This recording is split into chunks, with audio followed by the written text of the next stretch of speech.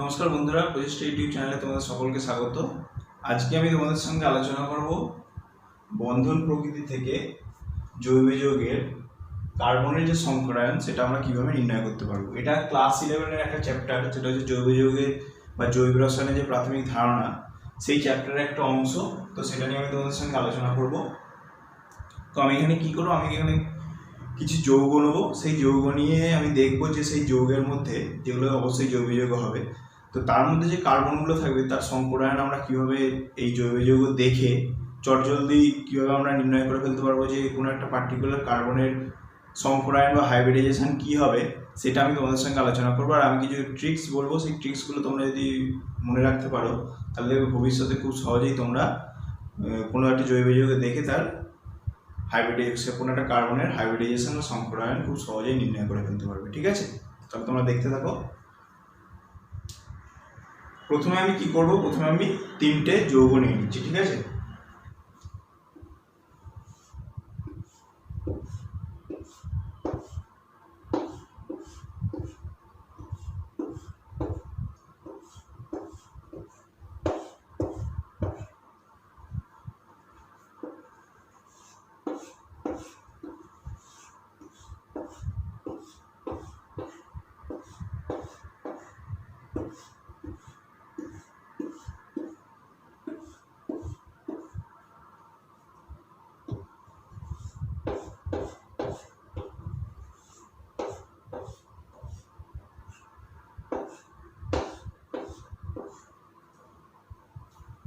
তো তোমরা দেখতে পাচ্ছ আমি 3টে যৌগ নিয়ে নিয়েছি। এখন এই যৌগগুলো আমি যে নিয়ে নিয়েছি, আমি তাহলে এই যৌগগুলো দেখে কীভাবে বলতে পারবো এখানে যে কার্বনগুলো আছে এদের সংকরায়ন বা হাইব্রিডাইজেশন কী হবে। তাহলে তোমরা একটা জিনিস মনে রাখবে, সেটা হচ্ছে যখন কোনো যৌগে, তো আমি এখানে যদি লিখি, যখন কোনো যৌগে তোমরা দেখবে যে এই যে কার্বন আছে, সেই কার্বন যখন অন্য কোনো পরমাণুর সঙ্গে 4টি সিঙ্গেল বন্ডে যুক্ত থাকবে, তার মানে কি 4টি সিঙ্গেল বন্ড।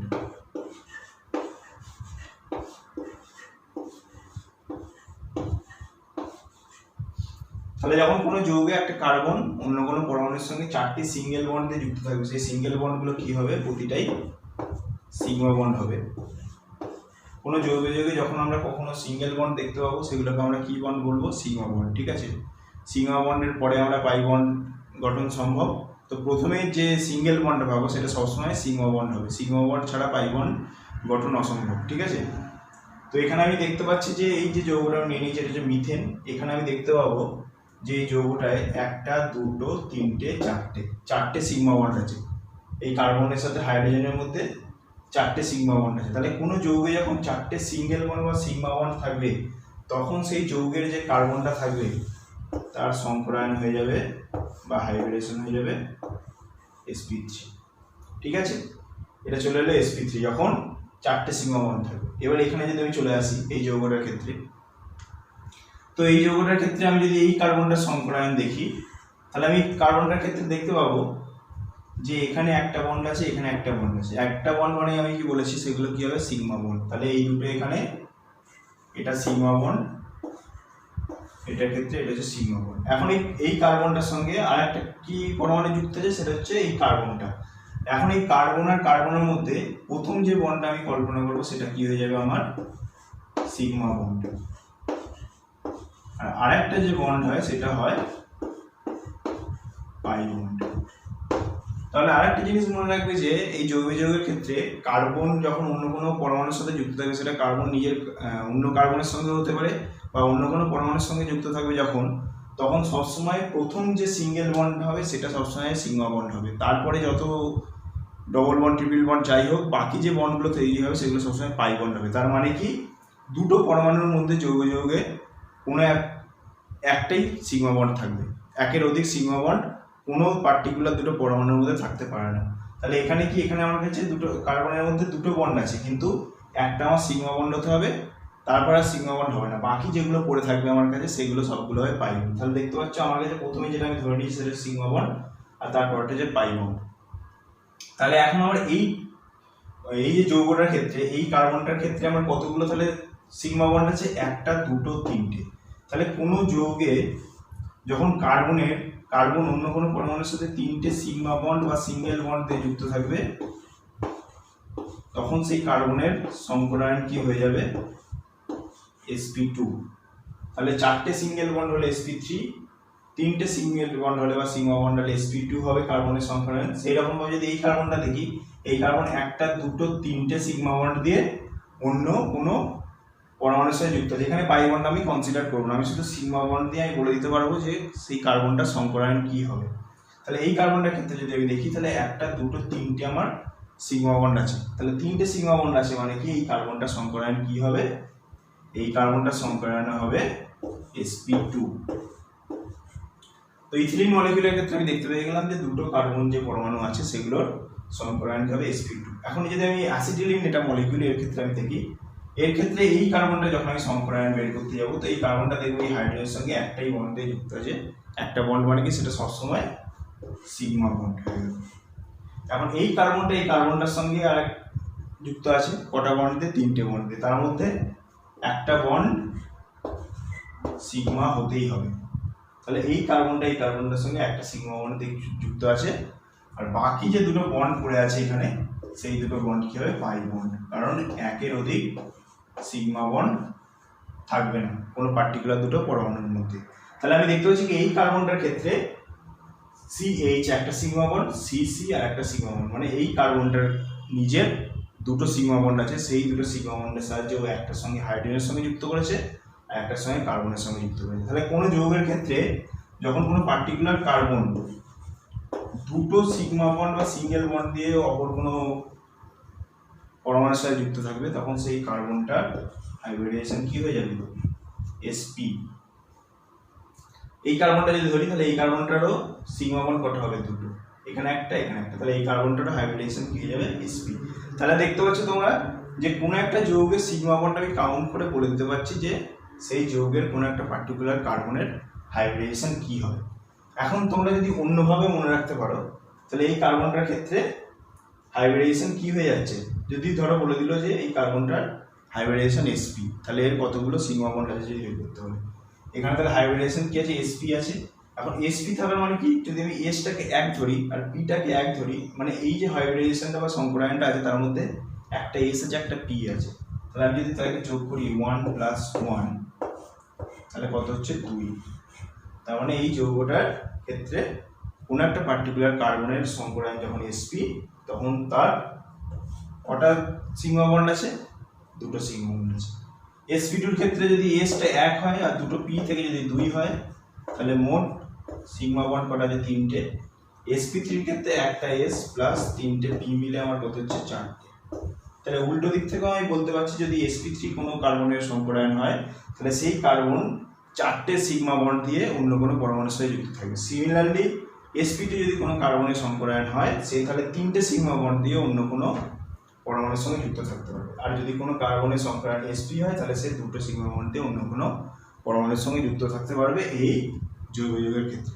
তাহলে তোমরা দেখতে পারলে শুধু জৈব যৌগের ক্ষেত্রে আমি সিগমা বন্ড কাউন্ট করে কিভাবে বলে দিতে পারছি যে কোনো একটা কার্বনের সংকরায়ন কি হবে। ঠিক আছে, তো আমি যদি আরো কিছু এক্সাম্পল নিই তাহলে তোমাদের আরো জিনিসটা বুঝতে সুবিধা হবে।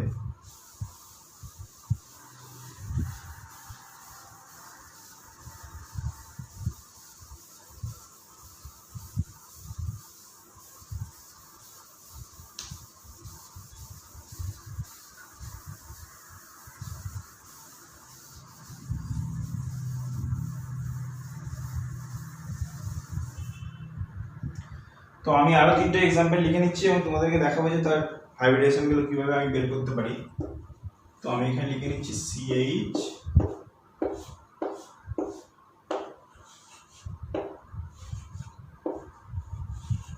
Cl3 লিখে নিলাম,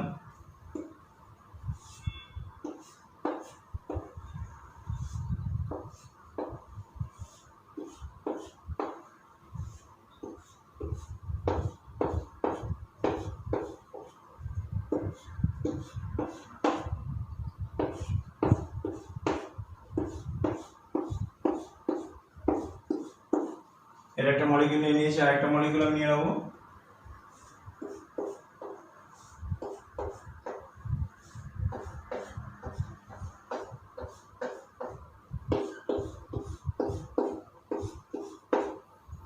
তো আমি এই 3টে মলিকিউল নিয়ে নিয়েছি, ঠিক আছে। তাহলে আমি মলিকিউলগুলো দেখে কীভাবে বলতে পারবো যে এই যে কার্বনগুলো আমার আছে এগুলোর প্রতিটা সংকরায়ন কী হবে। তাহলে আমরা দেখে নিই।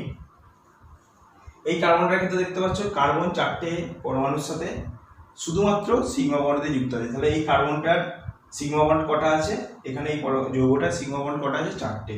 তাহলে এই কার্বনটার হাইব্রিডেশন হবে sp3। এই কার্বনটা যদি আমি ধরে নিই, এই কার্বনের ক্ষেত্রে সিগমা বন্ড আছে 1টা 2টো 3টে সিগমা বন্ড, মানে এর হাইব্রিডেশন হয়ে যাবে sp2। এই কার্বনটার ক্ষেত্রে 1টা 2টো 3টে সিগমা বন্ড আছে, তাহলে এর হাইব্রিডেশন হয়ে যাবে sp2। এই কার্বনটার ক্ষেত্রে 1টা 2টো 3টে, তাহলে এর হাইব্রিডেশন হয়ে যাবে sp2। এই কার্বনটার ক্ষেত্রে 1টা 2টো 3টে, তাহলে এর ক্ষেত্রে হাইব্রিডেশন হয়ে যাবে sp2। তাহলে তোমরা দেখতে পাচ্ছ যে আমি শুধু এই কার্বনের যে যতগুলো সিগমা বন্ড আছে সেগুলো ক্যালকুলেট করে আমি বলে দিতে পারছি যে কার সংকরায়ন কি হবে। তো এই মলিকিউলের ক্ষেত্রে যদি চলে আসে, এটা একটা খুব ইম্পর্টেন্ট মলিকিউল, তোমরা দেখে রাখতে পারো। এই ধরনের মলিকিউল তোমরা জয়েন্টেও পেয়ে যাবে। তো এখানে দেখো বলছে যে এই মলিকিউলটা দিয়ে, এটা হচ্ছে অ্যালিন সিস্টেম বলে এটাকে তোমরা জেনে রাখো, এটা হচ্ছে অ্যালিন সিস্টেম। তো অ্যালিন সিস্টেম দিয়ে বলবে যে এই কার্বন ধরো নামকরণ করে দিল, এটা এ, এটা বি, এটা সি, ধরো এরকম নামকরণ করে দিল। এটা দিয়ে বললো যে এই এ বি সি 3টে কার্বন যে আছে সেগুলোর হাইব্রিডেশন কি হবে। তাহলে এই কার্বনটার ক্ষেত্রে আমার হাইব্রিডেশন কি হবে চটজলদি বলে দিতে পারবো। 1টা 2টো 3টে সিঙ্গেল বন্ড আছে বা সিগমা বন্ড আছে, তাহলে এর sp2। এই কার্বনটার ক্ষেত্রে সিগমা বন্ড কটা আছে, 1টা 2টো, তাহলে এর হাইব্রিডেশন হয়ে যাবে sp। সিমিলারলি এটার যেটা হাইব্রিডেশন সেটা এর ক্ষেত্রে হবে, কারণ এখানে 1টা 2টো 3টে সিগমা বন্ড আছে, তাহলে এর sp2। তাহলে তোমরা দেখতে পাচ্ছ যে আমি কিভাবে, যে শুধু আমি যদি সিগমা বন্ড ক্যালকুলেট করতে জানি, তো সিগমা বন্ড ক্যালকুলেট করে আমি বলে দিতে পারবো যে কোন একটা জৈব যৌগের কোন একটা কার্বনের সংকরায়ন কি হবে, ঠিক আছে। তো এই ছিল জৈব যৌগের বন্ধন প্রকৃতি দেখে আমরা কিভাবে বলতে পারবো যে কোন একটা কার্বনের সংকরায়ন কি হবে বা হাইব্রিডেশন কি হবে। তো পরবর্তী অংশে যাওয়ার আগে একটা জিনিস বলে রাখতে চাই। তো আমি এখানে দেখো শুধু বন্ধন প্রকৃতি দেখে বা কোনো একটা যৌগ দেখে আমি বলে দিচ্ছি যে সংকরায়ন কি হবে। আর তোমরা দেখতে পেলে যে কার্বনের ক্ষেত্রে আমরা 3 রকম হাইব্রিডেশন দেখে থাকি, একটা হচ্ছে sp3, sp2 আর হচ্ছে sp। 3 রকম হাইব্রিডেশন বা সংকরায়ন দেখা যায় জৈব যৌগের ক্ষেত্রে কার্বনের। আর এই সংকরায়ন জিনিসটা কি, আর এই sp3, sp2, sp এই যে সংকরায়ন বা হাইব্রিডেশন আমরা কি করে পাচ্ছি সেগুলো জানতে গেলে তোমাদেরকে এই চ্যানেলের সঙ্গে থাকতে হবে। যখন আমরা এই চ্যানেলে রাসায়নিক বন্ধন এই চ্যাপ্টারের উপর ভিডিও আপলোড করবো, তখন তোমরা আরও ডিটেলসে দেখতে পেয়ে যাবে যে কীভাবে এই আমরা হাইব্রিডেশনগুলো পাচ্ছি আর সংকরায়ন জিনিসটা কী সেটাও তোমরা জানতে পেরে যাবে তখন। তো ততক্ষণে যেন তোমাদেরকে ওয়েট করে থাকতে হবে। তো এই বললাম যে আমরা কার্বনের ক্ষেত্রে দেখলাম যে আমাদের 3 রকমের হাইব্রিডেশন বা সংকরায়ন দেখতে পেয়ে থাকি। তো এখন এই সংকরায়ন দেখে আমরা মলিকিউল বা যৌগের কিছু প্রকৃতি বা কিছু ধর্ম নিয়ে আলোচনা করে নিই, ঠিক আছে। তো আমি যদি আবার মিথেন মলিকিউলটা নিই,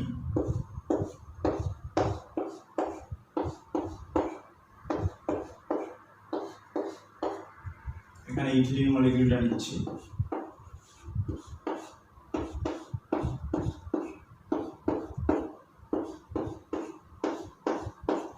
এখানে অ্যাসিটিলিন মলিকিউলটা নিচ্ছি।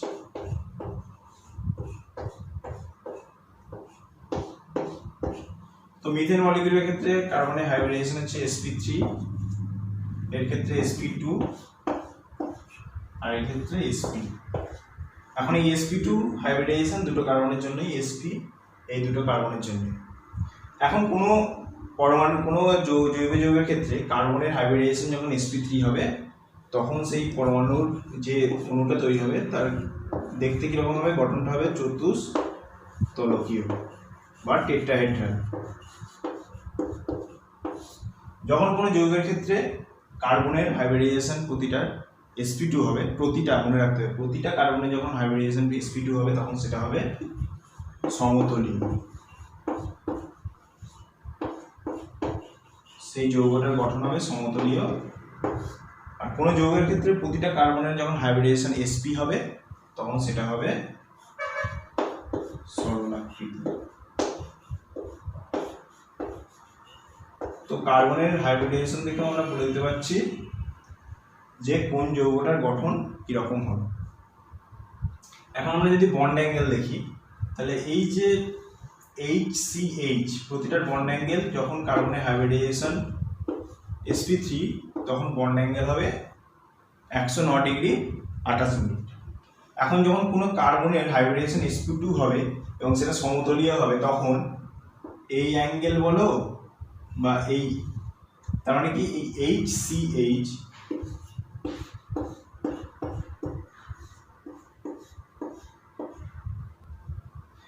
এই HCH বা HCC এদের অ্যাঙ্গেল হবে 120 ডিগ্রি। আর যখন sp হাইব্রিডাইজেশন থাকবে কোনো কার্বনে, তখন এই HCC এই অ্যাঙ্গেলটা হবে 180 ডিগ্রি। মানে 180 ডিগ্রি হওয়ার জন্যই তারা একই সরলরেখায় অবস্থান করবে। পুরো মলিকিউলটা একটা সরলরৈখিক যৌগ হবে, এটা সমতলীয় যৌগ হবে। মানে এই পুরো ইথিলিন মলিকিউলটা যদি আমি বোর্ডের প্লেনে আছে ধরে নিই, তাহলে পুরো মলিকিউলটাই একটা প্লেনে থাকবে, এটা থেকে আমরা বলতে পারি। আরেকটা জিনিস এখানে বলে নিতে চাই যে বন্ধন প্রকৃতিগুলো কিরকম হবে। এই যে CH single bond, CH single bond, CC double bond, CC triple bond, এই যে বন্ধনের প্রকৃতিগুলো আমরা এই হাইব্রিডাইজেশন যখন চেঞ্জ হবে তখন বন্ধনের প্রকৃতিটা কিরকম চেঞ্জ হবে আমরা দেখে নিই। তো এখানে যদি sp3 এই যে হাইব্রিডাইজেশনটা আছে পুরোটাকে যদি আমি 100% ধরে নিই, 100 ধরে নিই পুরোটাকে, তাহলে এই sp3 হাইব্রিডাইজেশনে s ক্যারেক্টার কতটা থাকবে 25, আর p ক্যারেক্টার কতটা থাকবে 75।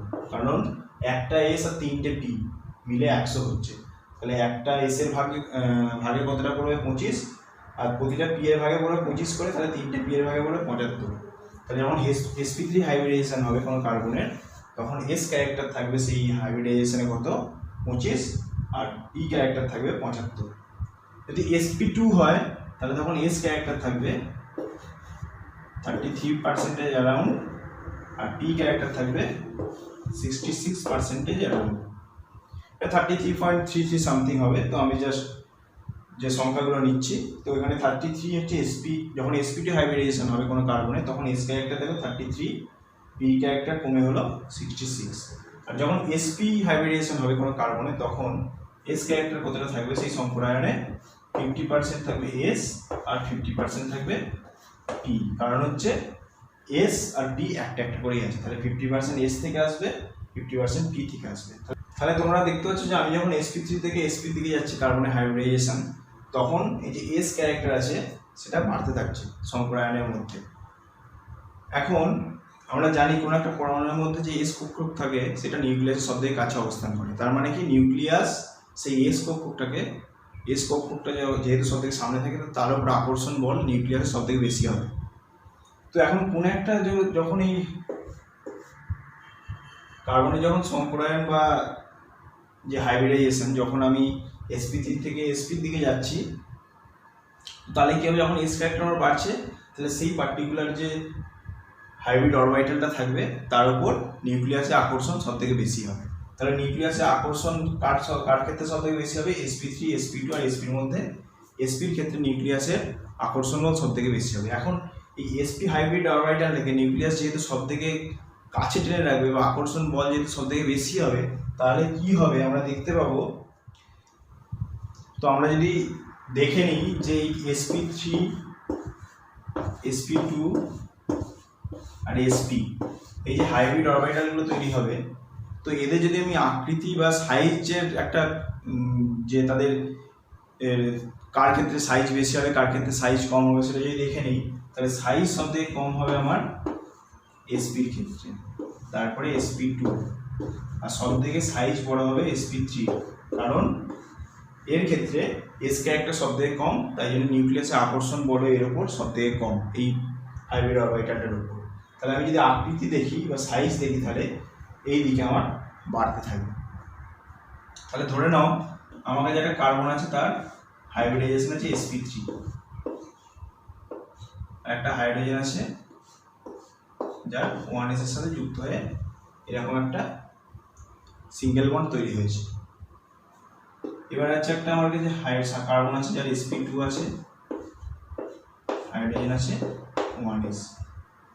তো এখানে এই sp3 হাইড্রোজেন মানে আমি মিথেনের CH বন্ডের কথা বলছি।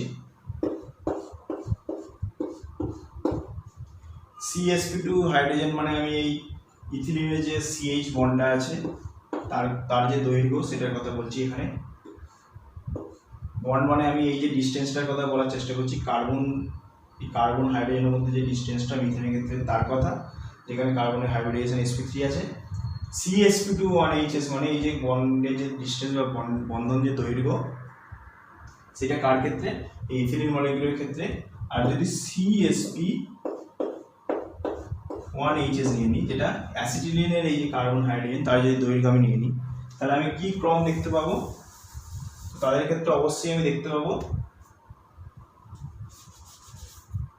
তো এই তিনটে যদি আমাকে বন্ধন দৈর্ঘ্য দেওয়া হয় এবং বলা হয় যে তাদের ক্রম কি হবে, কোনটা বড় হবে কোনটা ছোট হবে, তাহলে অবশ্যই এই যে CH বন্ডটা এর দৈর্ঘ্য সবথেকে কম হবে। কারণ এখানে যে sp যে হাইব্রিড অরবিটালটা আছে, নিউক্লিয়াসের আকর্ষণ বল সবথেকে বেশি হবে। নিউক্লিয়াসের আকর্ষণ বল বেশি হওয়ার জন্য কি হবে, sp যে হাইব্রিড অরবিটালটা হবে তার সাইজ সবথেকে ছোট হবে বলেছি। তো এর যদি সাইজ ছোট হয় তাহলে ওভারঅল যে ডিসটেন্সটা হবে বন্ডটার তারও সাইজটা সব থেকে ছোট হয়ে যাবে। আর sp3 যেহেতু সাইজ সব থেকে বড়, তাহলে ওভারঅল যে এই যে বন্ডের ডিসটেন্সটা সেটা সাইজটা সব থেকে বড় হয়ে যাবে। তাহলে CsP1HS এর সাইজ সব থেকে ছোট হবে, আমি মাঝেরটা লিখছি না, তো CsP3H1S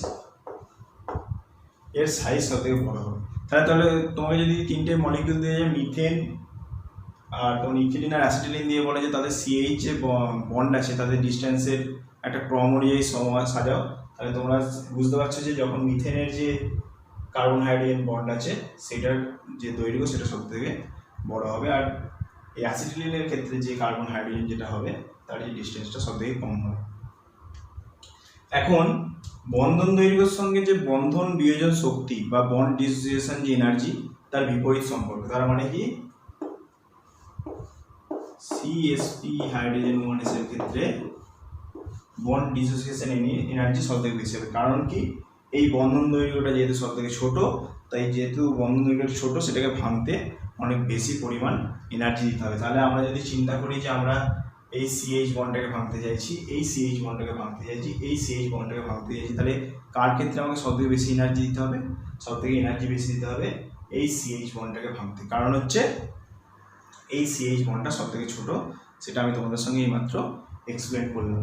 তাহলে বন্ধন বিয়োজন শক্তি বা বন্ড ডিসোসিয়েশন এনার্জি আর বন্ধন যে দৈর্ঘ্য বা বন্ড লেন্থ তাদের পরস্পরের সঙ্গে কি বিপরীত সম্পর্ক। তাহলে বন্ধন বিয়োজন শক্তি বা বন্ড ডিসোসিয়েশন এনার্জি যদি আমি লিখি BDE, তাহলে সেটা এই CsP হাইড্রোজেন যে 1s থাকবে তার ক্ষেত্রে সব থেকে বেশি হবে। আর CsP3, যেখানে sp3 sp এগুলো হচ্ছে কার্বনের হাইব্রিডাইজেশন, তো কোনো একটা যৌগে যেখানে কার্বনের হাইব্রিডাইজেশন sp হবে তার সঙ্গে যে হাইড্রোজেনের যে বন্ডটা থাকবে সেই বন্ডটা ভাঙতে আমার সব থেকে বেশি শক্তি খরচ করতে হবে।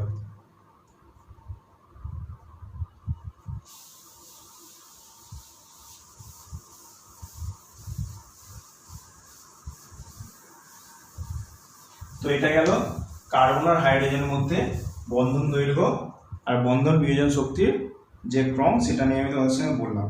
এখন যদি ধরে নিই যে এমন একটা যৌগ আছে যেখানে কার্বন আর কার্বনের মধ্যে আমি বন্ড ডিস্টেন্সের তুলনা করছি,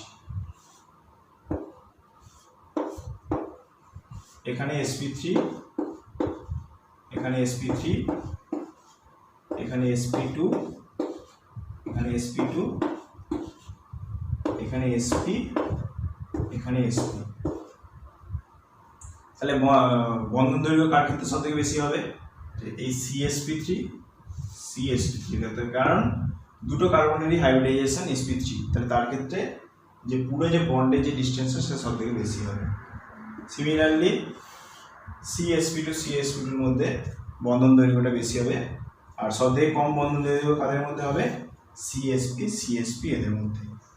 তাহলে বন্ধন দৈর্ঘ্য যেহেতু এর ক্ষেত্রে সব থেকে বেশি, তাহলে BD যদি আমি ধরে নিই, BD এর ক্রমটা হবে উল্টো, মানে তীর চিহ্ন যেদিকে সেদিকে বন্ড ডিসোসিয়েশন এনার্জি বাড়বে। তাহলে সিএইচ এর ক্ষেত্রে যে ট্রেনটা ছিল সেটা সিসি বন্ডের ক্ষেত্রেও সেই সেম ট্রেনটাই ফলো করবে, কারণ বন্ধন দৈর্ঘ্য আর বন্ড ডিসোসিয়েশন এনার্জি সম্পূর্ণ বিপরীত সম্বন্ধযুক্ত।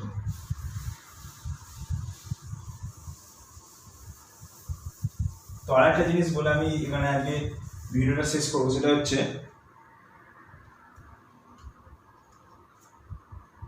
ধরে নাও তোমার কাছে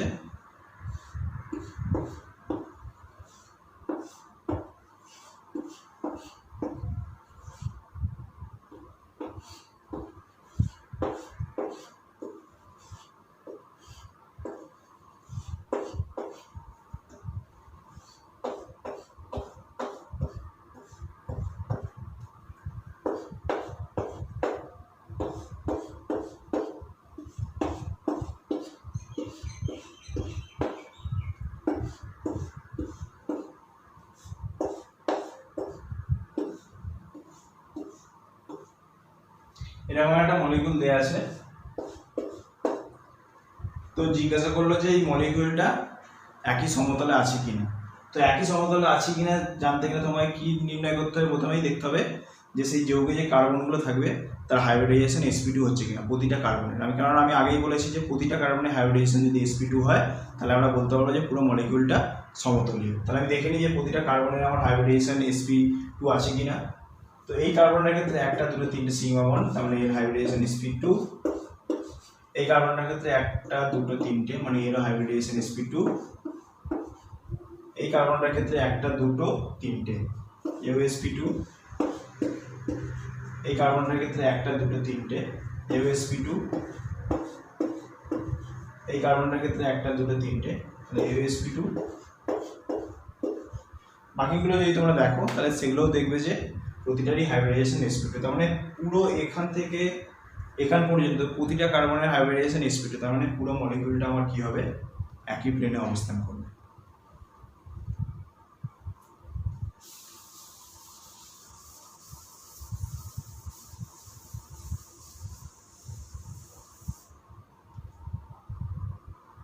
এখন আমি একটা মলিকিউল নিয়ে নিই,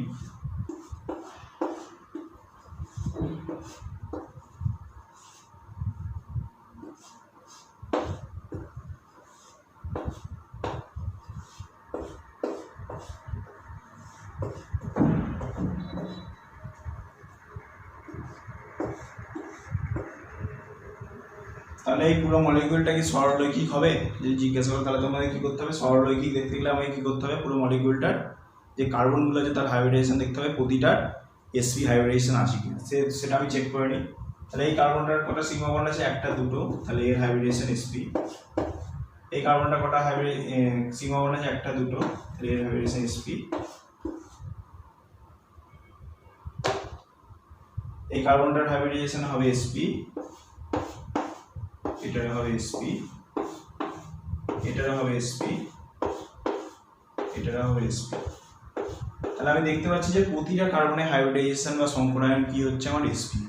তার মানে কি পুরো যে মলিকিউলটা সেটা কি থাকবে, তোমার সরলরৈখিক হবে বা একই সরলরেখায় অবস্থান করবে। তাহলে তোমরা কোনো একটা যৌগ দেখে বলে দিতে পারবে যে সেই মলিকিউলটা বা যৌগটা বা যে যৌগটা আছে সেটা সরলরৈখিক না সমতলীয় নাকি চতুস্তলকীয়, সেটা তোমরা বলে দিতে পারবে। কারণ তোমরা জানো যে কীভাবে একটা যৌগ দেখে তার হাইব্রিডাইজেশন বা সংকরায়ন নির্ণয় করতে, সেটা আমি শেখালাম। তো সংকরায়ন যদি তোমরা করে ফেলতে পারো তাহলে সেখান থেকে বলে দিতে পারবে যে সেই মলিকিউলটা চতুস্তলকীয় না সমতলীয় নাকি সরলরৈখিক। আর যদি তোমরা জানো যে চতুস্তলকীয় হবে তাহলে তাদের বললাম যে তাদের মধ্যে বন্ড অ্যাঙ্গেলগুলো কত হবে। তো সমতলীয়র ক্ষেত্রে আমি বললাম, তার সঙ্গে সঙ্গে আমি কি বললাম যে তাদের বন্ধন দৈর্ঘ্যর ক্রমটা কীরকম হবে, তার সঙ্গে সঙ্গে বন্ড ডিসোসিয়েশন এনার্জির ক্রমগুলো কীরকম হবে সেটা আমি তোমাদের সঙ্গে আলোচনা করে নিলাম। তো যদি তোমাদের ভিডিওটা ভালো লেগে থাকে তাহলে চ্যানেলটাকে সাবস্ক্রাইব করো আর শেয়ার করতে ভুলো না তোমার বন্ধুদের সাথে। আর যদি তোমাদের কোনো কোয়ারিজ থাকে তোমরা তাহলে কমেন্ট সেকশনে আমাদের জানাতে পারো। এই বলে আজকে আমি এখানে ভিডিও শেষ করলাম।